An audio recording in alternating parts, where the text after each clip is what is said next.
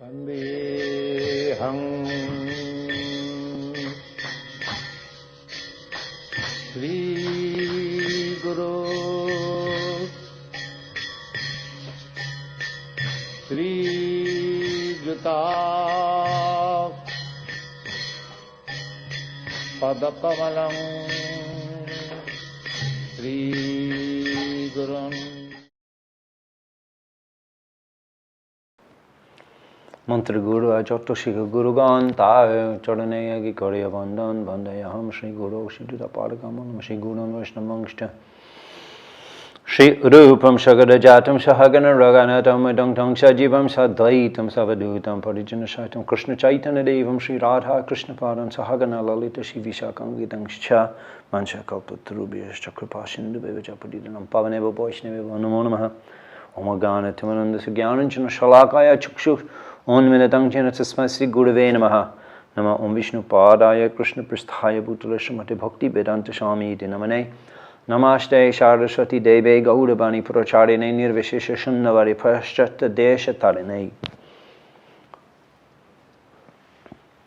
In the 16th chapter of the Bhagavad Gita, in our previous lesson, we were examining the connection between the 14th, the 15th and the 16th chapters.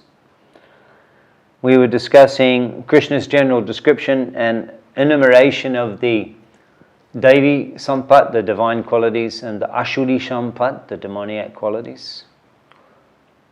We were discussing the significance of the word Abhijatasya, how these qualities are there at the time of one's birth, as a result of cultivating those in one's previous life, and one will take birth in the appropriate family to further cultivate those qualities, and the importance of Gavardhan Sanskar, so that we can attract, by that purificatory ritual, we can attract a purified jiva into the family. We were examining Ugra Karma, and the general level of degradation of modern society in terms of its manifested demoniac qualities amongst the people in general, and amongst leaders, and amongst educators, and amongst influential people. And we described the destination of the, Krishna personally explained, Kshipami Yajasham Ashubham. Kshipami Yajasham Ashubham. Ashureshva yonishu, into inauspicious species of life. I personally, the tangahang drishatang krurang shangshareshu naradam, those with these qualities. So it's a very dangerous and a very precarious situation that one finds oneself in this material world, and the importance of developing divine qualities, reviving one's innate divine qualities by the practice of Krishna consciousness. Very important. Now let's take a look at the connection between chapter 16 and chapter 17. So at the end of chapter 16, Krishna explained, Ya Shastra Vidhim Utsrijya Vartate Kama Karata Nashashithim Avapnoti Na Shukam Na Param Gatim. He who discards scriptural injunctions and acts according to his own whims attains neither perfection, nor happiness, nor the supreme destination. Na sa siddhim avapnoti, na sukham na param gatim. No perfection, no happiness, nor the supreme destination. So Arjuna asks, Ye shastra vidhi utsrija, yajante sharayan vitaha. Well, what if with faith, yajante, when he does his worship, yajante, and he has faith in a set of rules which are not mentioned in the scriptural injunctions, what is his position? So in that way, it's shastra vidhi utsrija, not mentioned in the established scriptures, but the person is following a set of rules that he has faith in. He or she has faith in, Shraddhayanvita, yajante. So what is his position if he's trying to do this as worship of God? Or what is his position? And Krishna responds, this is a very Very important question Arjuna is asking, because it's a very essential issue. Are there absolute rules? Are there absolute rules? Or can you just make up your own rules and follow them? And you've got your rules, I've got my rules. Or are there absolute rules that they're not made up by, they're not subjective, they're not just one person's, they're the standard for all. Well, an example, an analogy that Prabhupada uses, which is very useful in this connection to respond to this question. Are there absolute rules that everyone is compulsory has to follow? Or, no, you just make up your own, as long as you're following some rules. I think most educated people today would be in that as long as you've got some rules that you're following and you don't harm people and you follow, then it's okay. I've got mine. You're making up, and those who are atheists, they make up their own rules. Well, you can just do it like this and try and help like that, and that's okay. And this is the majority of people, educated people, actually would be falling into this category, that they feel that what they're doing is the right thing. They actually feel that what they're doing is the best way to live life. And they actually have their faith in that. And they do a bit of their family thing, a bit of their charity.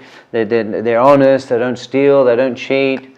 They're considerate to their neighbors, or whatever their conception is, whatever of right and wrong. And they have faith that by living like that, I'll be properly situated. Or they may even think I'll be worshipping. Or at least I'll think it's correct. I have faith that this is the proper way to live. Otherwise, they wouldn't be living like that. So most people actually fall into this category. So let's hear what Krishna responds. Is he going to say, yeah, whatever as long as you believe in me somehow or other, it's fine? Let's hear what he says. He says, Trivida bhavati shraddha dehinam shashabhavaja. He says that, regarding shraddha, yajante shraddhayan, they have faith. He says that Trividha bhavati, there's three types of faith. So, and this is very interesting that immediately this topic comes up, because we've been discussing up to this last three chapters, chapter 14, 15 and 16, we've been discussing about these trividha, these traguna, these three modes, and by this stage it's quite clear that, we were looking in chapter 16 that if you have the Raja and Tama influence, then Trividim narakashedam dvardam nashanam atmanaha. These are going to degrade you. And therefore, the three kinds are not all going to be equal, the three kinds of faith, because the three modes are not all equal. We saw that there's a major distinction between the mode of goodness and the mode of passion and the mode of ignorance. The mode of goodness will urdvam gachanti sattva ashto in chapter 14. Krishna in chapter 14, text 17, Urdvam gachanti sattva sto. Those who are sattva sto, those who are in sattva gun, Urdvam gachanti, they're going upward. They're going to be elevated in this life to a higher position, of a liberated position, where they're less bound up by the laws of this world. They're able to, in a liberated position, they're able to live a life of spiritual quality, and have great influence on the whole of the society, even in this life. They're in a very elevated position. Just like Srila Prabhupada, because of his consciousness, such an elevated consciousness, he has a man that has had such an impact on the lives of tens of thousands of people. So he's in he's like in an exalted position, where he's not restricted in a way a normal man is restricted, and the influence a normal man can have. Prabhupada was put into a position of great elevation. So, because this is a symptom of sattva guna, in an elevated position, can have such an impact on society. So, urdvam gachanti. Sattva, in this life you can be elevated, you can go to the heavenly planets. Ultimately you can transcend the material world and attain the spiritual world. Chaktva deha madde tishtanti rajasaha, that one who's situated in the mode of passion will remain in the middle planetary systems, and jaganna ghumno brittishtho, those who are situated in the mode of ignorance Adho gachanti tamasaha. Adho gachanti, they will go down. Adho gachanti, they will go down. Tamasaha, to the lower worlds or to lower species of life. So we know already at this stage, it's been made quite clear. It's been made very clear to us, students and listeners, to the Gita Badesh, that there is quite a distinction between the Sattva and the Raja and Tamaguns. So naturally, Arjuna is asking the question, and Krishna is going to apply these principles to this concept of one's faith or one's belief system, one's spiritual. So it's very significant that this topic has come up in relation to evaluating right and wrong. And we're going to see obviously here that Krishna is going to explain that just having the faith is not sufficient. It is the modes of material nature that are influencing that faith. That's the status, that's the circumstances, that's the Purusha Prakriti Sto. That's going to be your circumstances in the material world, and you will have to accept the consequences accordingly, according to the modes of material nature that are influencing you, regardless of what you believe in. The nature of the faith that one has, which will be summarized, which will be explained, and there are various symptoms will also be analyzed, how we can identify what modes are influencing that faith, and one will be situated in that position in relation to their material conditioning, and can expect the appropriate bondage and consequences. Prabhupada's commenting, as long as one's faith is not completely in purified goodness, the faith is subject to contamination by any of the modes of material nature. The contaminated modes of nature expand to the heart. Therefore, according to the position of the heart in contact with the particular mode of material nature, one's faith is established. So, a very iconic statement of Srila Prabhupada in his purport to text 3 of the 17th chapter. The contaminated modes of material nature expand to the heart.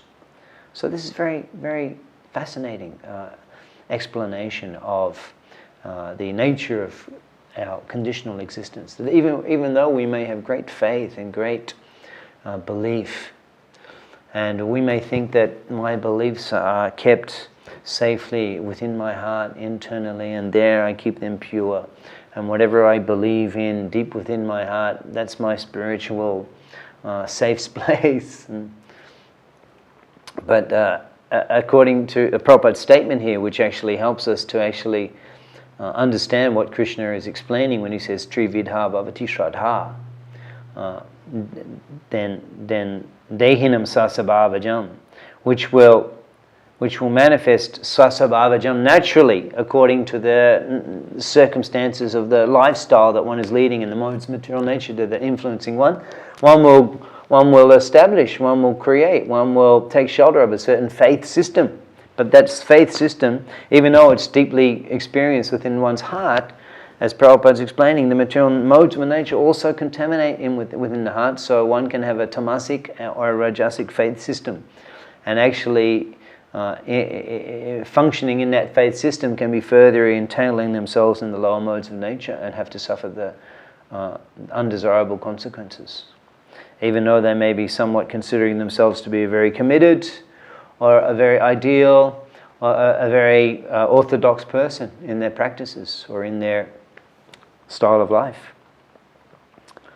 So, people are being controlled by the 3 kinds of material nature, and if they do not follow the Shastric injunction, then he will create something according to his position, either in the Tamagun, Rajagun or Sattvagun. He will create something, because they do not follow therefore the Shastric injunction, Shastrik has to be like the Ashtra one has to accept like with discipline. That one follows these principles, because otherwise one will concoct, and that concoction is a result of the influence of the modes of material nature, and therefore can be contaminating. He's going on conducting himself under the influence of the same modes of nature, but those means superficially doing something in the tamagun, he will not be successful. He will not be successful. Yashashtra vidya mutshida vajate kamakarita. He's going on, Prabhupada is saying, conducting himself. But that is also under the influence of the same modes of material nature. Thus, we find different types of faith in this world, and there are different types of religions due to different types of faiths. There's different types of religions in this world, and we can analyze how many of those religions have been influenced by lower modes of material nature. Like, for example, even in the current world, we see aggression and violence between different religious groups, just like we have here in this part of the world between Islams and non-Islams, either Christians or Hindus. There's often very strong feelings of aggression and frequent clashes, and people are feeling that that's a religious. It's actually service. It's actually a religious thing to show that type of aggression. In the past, in the Christian world, there were the Crusades, where they're on the basis of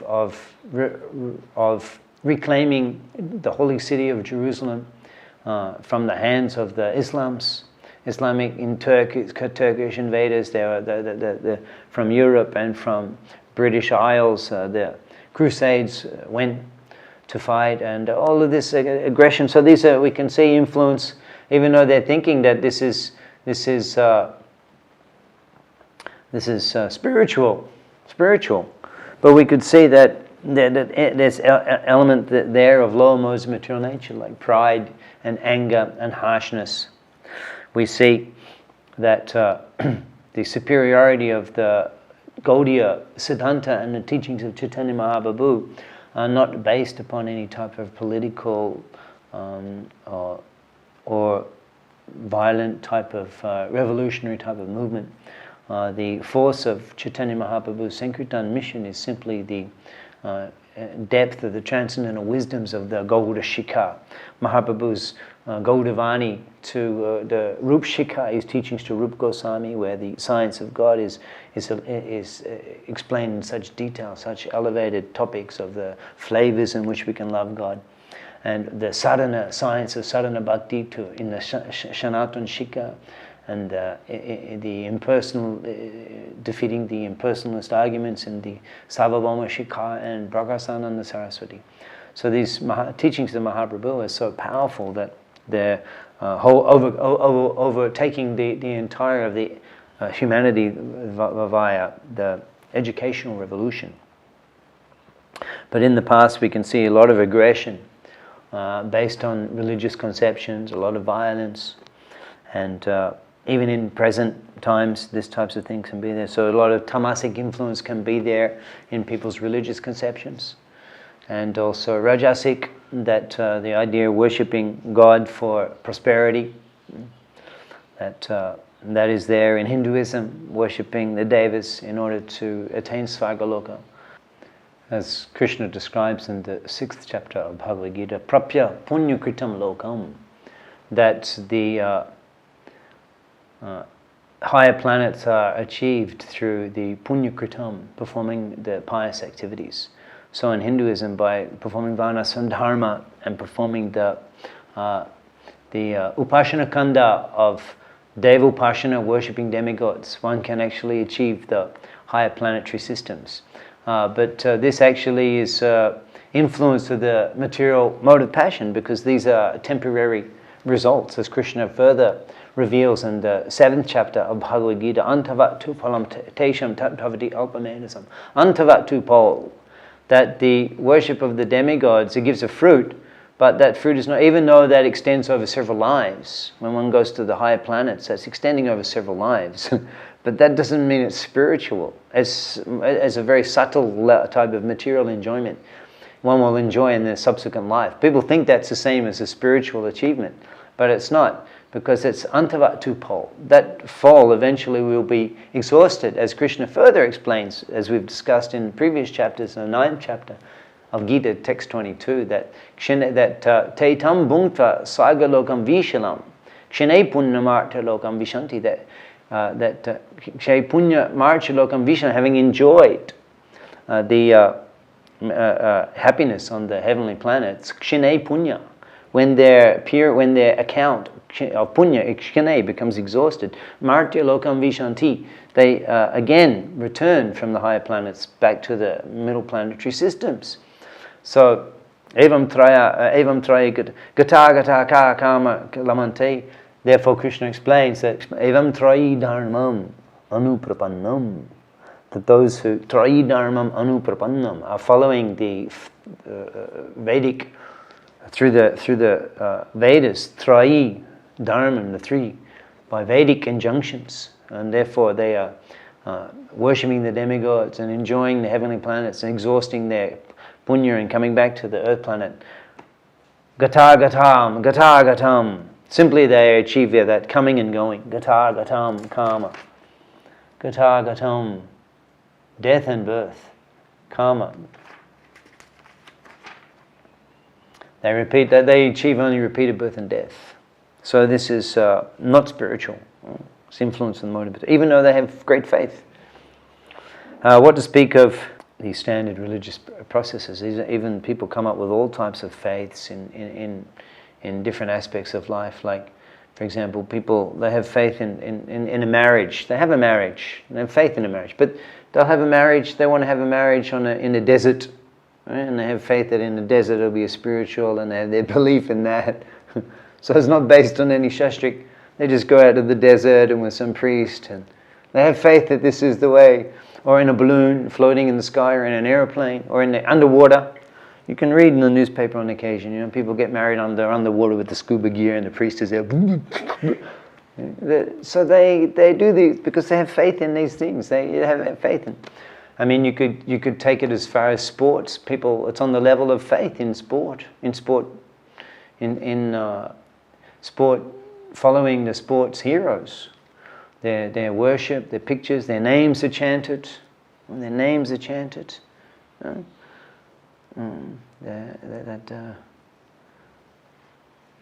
did they used to in Mumbai? You're from Mumbai, yeah. They used to chant the name of Sachin Tendulkar. How did they chant it? There was a chant. How did it go? Sachin. Yeah. So I think that if they chant that, it's going to have some It's like there's energy. There's a, and they have a belief in that. If they chant, they come. They're all dressed up in the proper in the symbols and the colors, and they have the name, and they chant the name, and they. So there's a faith in this. There's a belief that there's some sort of this is good. This is I'm meant to do this. This is it's not just an entertainment. People it's an emotional thing. They cry. There's a joy. Sport is very attractive. There's so many of these people that they get such a thrill. And they have such belief in these people. In movie stars, they're so influenced by these people. So in this way, they come up with all types of faiths. And they're not all the same. As Prabhupada comments. Therefore, Krishna says here, Tri vidha bhavati shraddha dehinam shashavavaja. If one is cultivating his life like hogs and cats and dogs, the behavior is also like that, and remaining in that position. So his faith, and one who is advanced, who is worshipping the deity, having 3 times a bath, chanting mantra, they're not equal. Because if you're just, Prabhupada's saying here, it's not a matter of, we think that we're superior, but look at the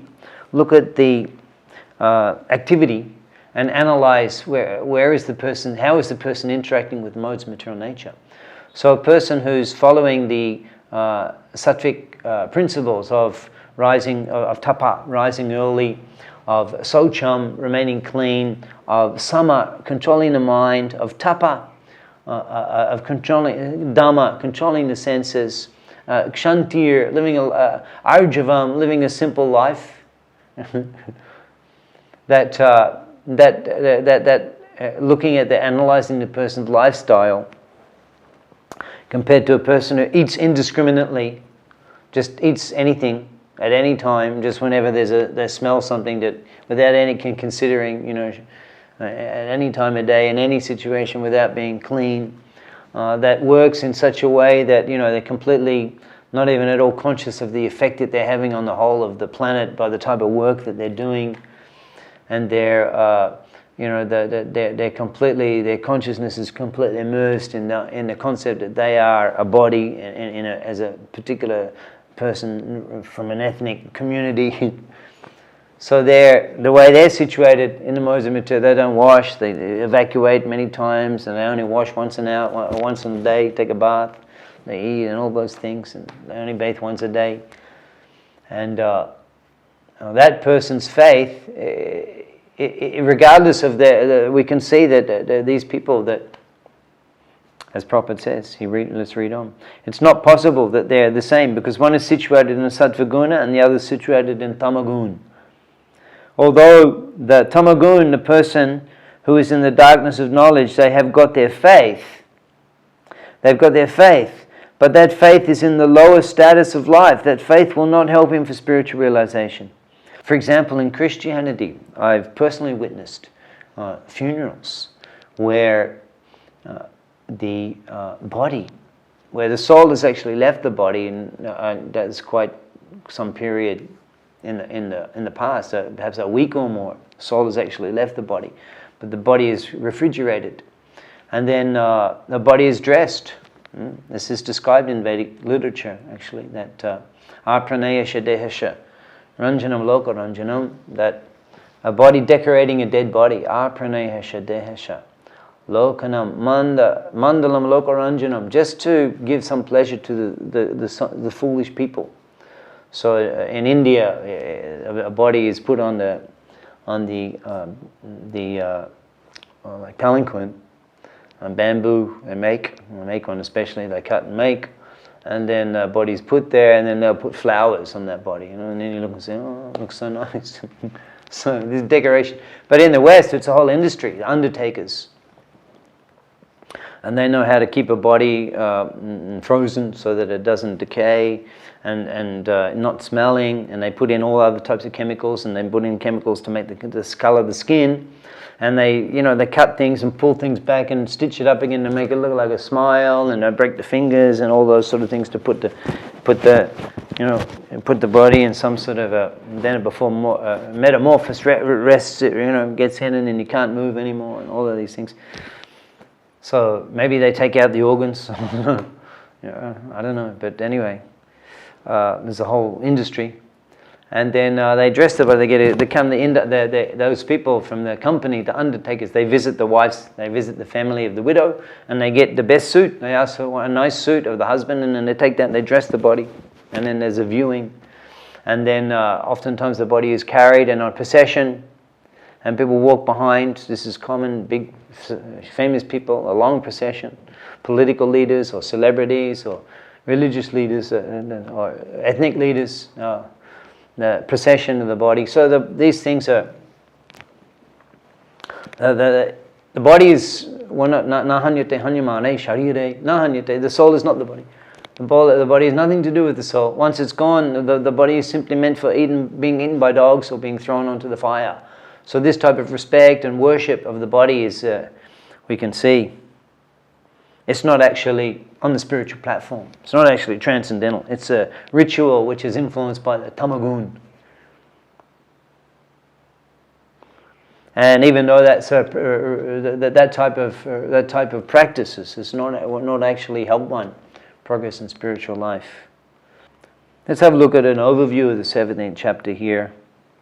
Krishna's explaining now the different types of faith, and so that's answered Arjuna's question that no, it's not just a matter of having faith in something, but according to the modes of material nature that the person is behaving in, they will have faith accordingly, and their belief system will be based on that, and they will be situated according to the modes of material nature and have to be bound in the material world accordingly, even though they have faith that they're going to be saved, so to speak. So Krishna now will go on to explain. We've discussed faith. He'll discuss worship and foods in the modes. We will take a look at some examples of that. Sacrifices, austerities, and charity in the modes, verses 11 to 22. and then chanting of the Om Tat Sat. Ultimately, chanting of the Om Tat Sat here is Krishna emphasizing that we have to absorb ourselves in the Sat, Shattushto, into the mode of goodness. And this is the important principle of human life that Krishna is recommending. And by chanting Om Tat Sat, by meditating on Om Tat Sat, in other words, by Krishna consciousness, one can completely situate himself in the mode of goodness. And we will conclude the class explaining some relevant verses that Prabhupada quotes in this connection from Srimad Bhagavatam.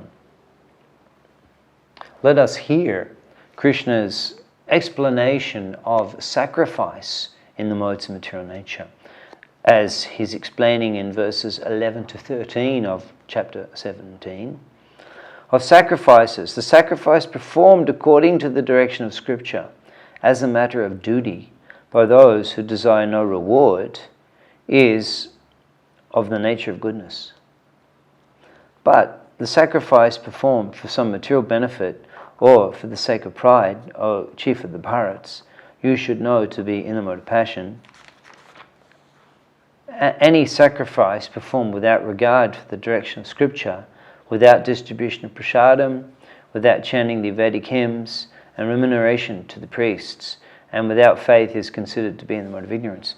So a useful template we can use in this connection to help identify the condition of any particular circumstance or any particular person or any particular event, or attitude or approach, to help us identify what modes of material nature are influencing in that situation. We can use this template that if the activity is according to the Scripture and performed as a sense of duty, as Krishna mentioned, with no desire of reward. So just because it's my duty and it's according to the Scripture, that's an activity in Shattagun. And if it is according to the Scripture, but it's performed because I want to enjoy the result of that is an influence of the Rajagun, sacrifice. And that, of course, may be to a small degree or to a larger degree. There's a subtle desire to enjoy result, or it may be a very specific desire that I want to enjoy, and I'm performing the sacrifice for that reason. That's a sacrifice in the mode of passion.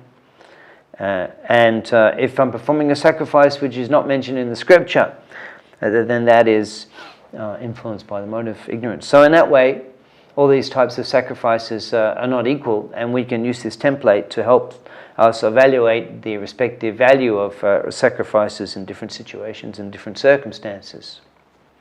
In verses 14 to 19, Krishna explains austerity in the modes. Let's read some of these verses. Austerity of the body consists of worship of the Supreme Lord, the Brahmanas, the spiritual master, and superiors like father, mother, and in cleanliness, simplicity, celibacy, and non-violence. Deva Dvija Guru Pragya Pujanam, as worshipping the Lord, the Brahmins, the spiritual master, the parents, Brahmacharyam, ahimsam, celibacy, non-violence, shariram tapa uchite. These are austerities in goodness of the body.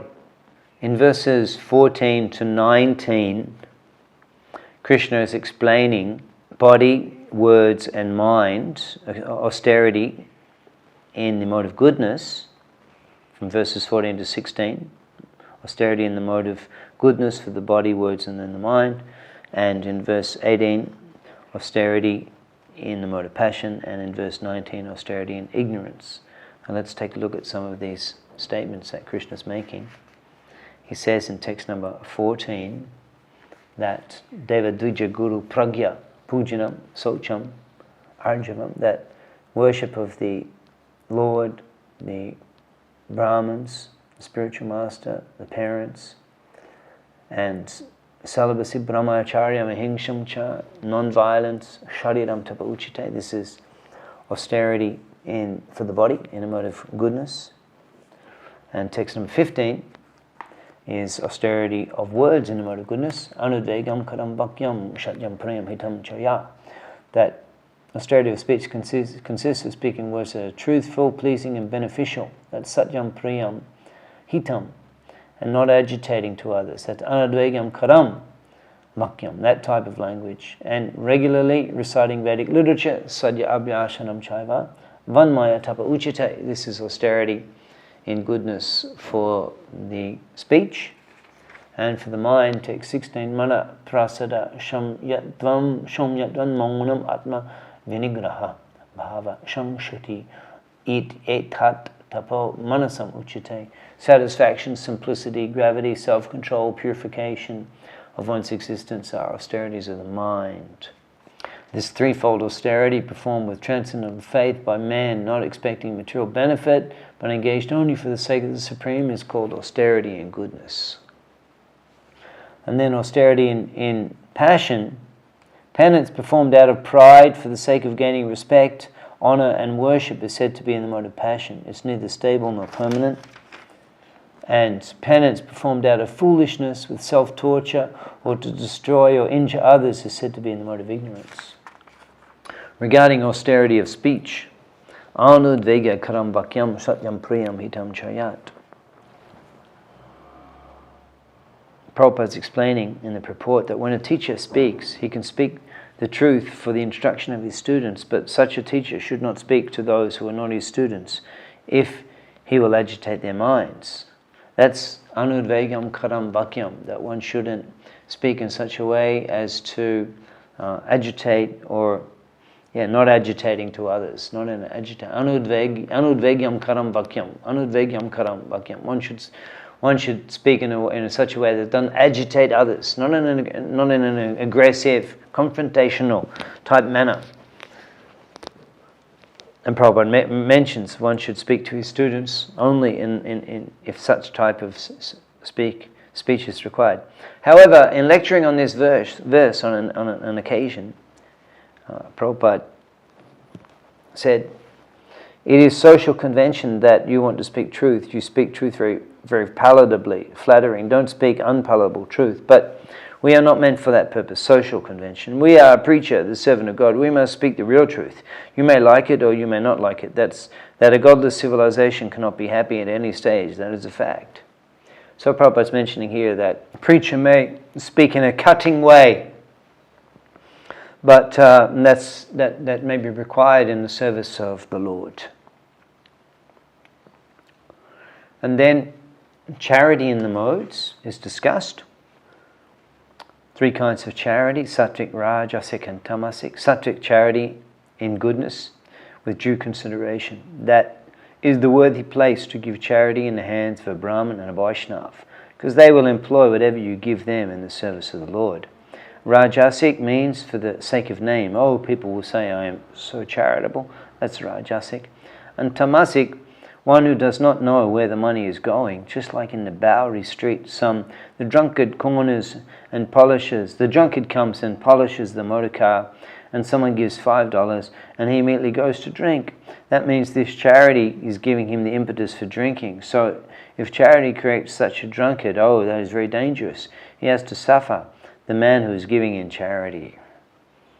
Considering the teachings of Krishna to Arjuna in chapters 14 to 17 of Srimad Bhagavad Gita, we can conclude that raising oneself to the mode of goodness is very important, and Krishna very much emphasizes this principle throughout this section of Bhagavad Gita. In lecturing, in his purports to these verses, Srila Prabhupada has commented in text 24 to chapter 16, one has to raise himself at least to the mode of goodness before the path to understanding the Supreme Lord can be opened. Without raising oneself to the standard of the mode of goodness, one remains in ignorance and passion, which are the cause of demoniac life. In lecturing in 1974 on the 17th chapter, Srila Prabhupada explains, without coming to the platform of Shatdagun, nobody can advance in spiritual life. That is a fact. Just like no one is allowed to enter the law college unless he is a graduate, this restriction is there, what he will understand about law. He must be a graduate. So similarly, first of all, one has to come to the platform, Shatdagun, then spiritual knowledge begins. So Prabhupada here is explaining that it is imperative that one, in order to establish oneself in spiritual life, overcome the influence of the lower modes of material nature, Raja and Tamagun, and particularly one can do this by overcoming the qualities of Kama, Krodha, Lobha, Tasmat Trayam Etat Trajet. These three things, Krishna explains, need to be overcome in order to establish oneself in the mode of goodness. And by following the Krishna consciousness principles, the four regular principles of spiritual life, then one can be in the mode of goodness, and one can be ensured that by chanting Hare Krishna, he or she will progress very swiftly to the transcendental perfection. Prabhupada continues to explain how to develop the mode of goodness. Since the present civilization is not very congenial to living entities, Krishna consciousness is recommended. Through Krishna consciousness, society will develop the mode of goodness. When the mode of goodness is developed, people will see things as they are. Even one is not in goodness, even one is in the darkest part of the quality of ignorance, still he can be immediately elevated to the spiritual platform. So this Krishna consciousness movement is directly offering the spiritual platform, which is above the mode of goodness. The quality of goodness will automatically be there.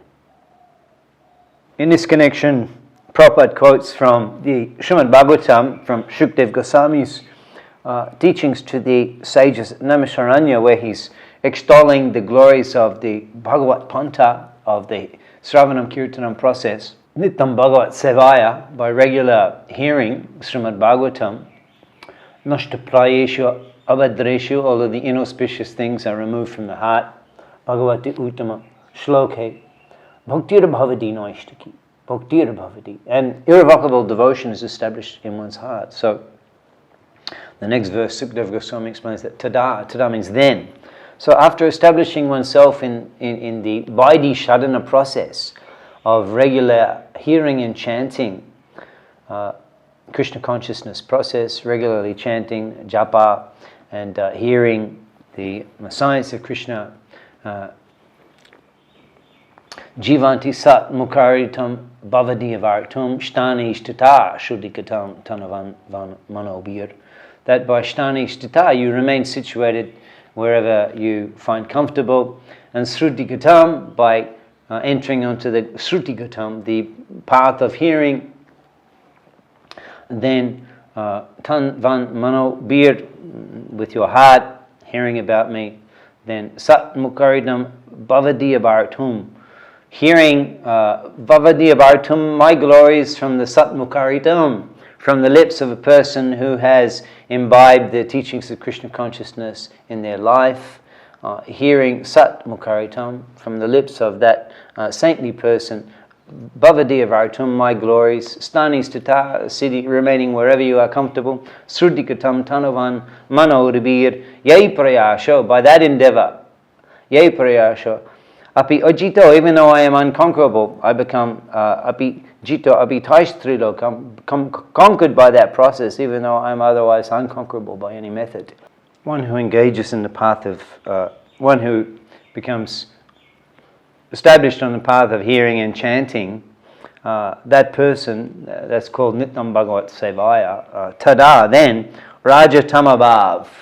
The influence of Raja Tamabhav means the influence of Raja and Tamagun, which are Kama Lobha, as we mentioned in this concluding verses of the 16th chapter, that Kama Krodha Tata Lobha. So here particularly these same two qualities are mentioned. These are the symptoms of the Raja and Tamagun. Raja Tamabhava, Kama Lobha Dayas, etc. Chaye, particularly lust and greed. Chaita, Ater, Chaita is one's heart. Ater, these things, anavidham, are removed. That comes after the Nityam Bhagavat Sevaya, being regularly established in the hearing and chanting path, and Stitam Sattve. One automatically becomes situated in the mode of goodness and becomes prasiddhati, becomes satisfied, as Srila Prabhupada translates. As soon as irrevocable loving service is established in the heart, the effect of nature's mode of passion and ignorance, such as lust, desire, and hankering, disappear from the heart.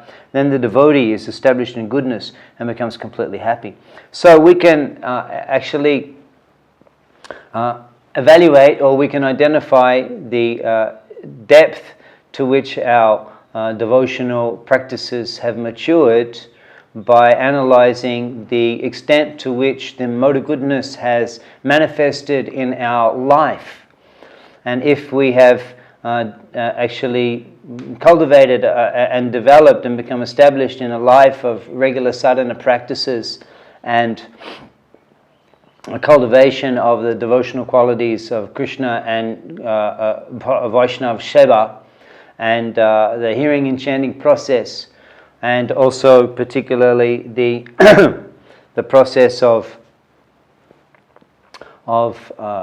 preaching Krishna consciousness and Sankirtan, as Mahaprabhu ordered Nityananda and Haridas Thakur, Savatra Amaraga Koraho Prakash, that you reveal Prakash, Savatra in every place. Amaragai means my teachings.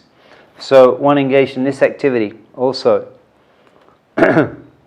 One whose lifestyle is very much absorbed in these transcendental and sattvic activities, then we can recognize that is a symptom of developed Krishna consciousness, because there's no other way of developing these qualities. As Prabhupada is mentioning, in the Kali Yuga, not possible to develop these qualities in the Kali Yuga. So if these qualities are manifesting in the lifestyle of a person, then we can understand that that person has depth of Krishna consciousness. Because only by being established in Krishna consciousness can one actually get relief from the symptoms, Rajatama Bhava, Kama Lobha, the symptoms of lust and greed. They may not all disappear entirely just at one moment, or even though it would be, we would so sincerely desire such a thing. But at least there can be visible symptoms of the degrees to some significant degree. There's definite observable symptoms that the influence of these qualities has been removed, and a person is living a lifestyle which is transcendental to this type of functioning under the influence of those types of qualities like greed. And a person can be completely living in a life where he's not at all interested in possessing or accumulating or even keeping track of possessions, but simply is accepting things as they are coming in the service of the Lord without attachment to those things, the Jukta Bairagi platform. We can see that there's a very deeply established person has removed the lobha propensity from the heart. And the person, even though they may not have great possessions, but whatever they have, they're quite agreeable to giving to others and giving in charity, because they are receiving, being a saintly person, they are receiving things automatically without endeavor. So we can see that in the lives of many devotees, that their lobha has been completely, and karma also, to whatever extent we can, and this being the root desire which binds us to the material world. But the more that we can reduce our lusty propensities, then the more we can, and the reduction of the lusty propensities that will manifest as a result of depth of Krishna consciousness. Bishaya chadiya shay roshe machiya mukhe bolo hari hari. Srila Lochandas Thakur advises that mukhe bolo hari hari, by chanting the names of Lord Hari, mukhe with our mouths, shay roshe majiya, we can enter into that rosh, that bhakti rosh, that prem rosh, the loving sentiment. We can taste that by chanting the holy name and with attention. Mukhe bolo hari hari, shay roshe majiya, and by that practice, bishaya chariya, we can actually enjoy a pleasure which can help us to lose interest in the pleasures that are available in this material world. So calm, the effect of calm can be overcome by entering deep into the sadhana practices of Krishna Nam Sankirtan and Japa Jog, Mantra Japa Jog, of connecting to the Lord by mantra jap of the Hare Krishna Maha Mantra. And in that way, one can, these are the most powerful means of establishing Nittam Bhagavat Sevaya, and these are the processes by which we can overcome Raja Tamabhava Kama Lobha Dayashchaya Chaita Eta Anavidam, can actually cleanse ourselves of these lower qualities, and this is the recommended process, which was recommended by Shukdev Goswami to the sages at Naimisharanya, as Prabhupada is here quoting, when they inquired, Buddhi Nikaramani, Shrotabhyani Vibhaga, so many categories, so many things you have to hear, so many rules and regulations. Buddhi Nikaramani, Ata Sadhu Sharam, oh please, great sadhu, great holy, great kind, doyamoy, this kind, full of kindness. Ata Sadhu Trayat Sharam, what is the essence? Samudrita Munishaya, Bruhi Badraya, Bhutanam. You kindly explain that to all beings, Yanatma Shuprasiddhiti, so that we can be fully satisfied. This is the inquiry that the sages at Naimisharanya posed to Shukdev Goswami. Sutta Goswami. Sutta Goswami. And Sutta Goswami is explaining that the Param Dharma, the highest, which can give the ultimate Yanatma Suprasiddhiti, ultimate satisfaction for all beings, is the hearing and chanting process. Prasanna Manasa Bhagavad Bhakti Yogata. When one is fully enlivened by the Bhagavad Bhakti Yoga process, that Bhagavad Tattva Vijnanam, you can fully realize the science of God. Mukta Sangasha Jayate, and is conquered over. Mukta Sangasha, over the association of material modes of nature by absorption in Krishna Bhakti, Bhagavad Bhakti. This is the process of Krishna consciousness that Sri Krishna and our acharyas are giving to us as being revealed in these teachings of Srimad Bhagavad Gita. Let's conclude with these words from Srila Prabhupada. Because people have no education and actual knowledge, they become irresponsible. To stop this irresponsibility, education for developing the mode of goodness of the people in general must be there. When they are actually educated in the mode of goodness, they will become sober, in full knowledge of things as they are. Then people will be happy and prosperous. Even if the majority of the people aren't happy and prosperous, if a certain percentage of the population develops Krishna consciousness and becomes situated in the mode of goodness, then there is the possibility of peace and prosperity all over the world. Srila Prabhupada ki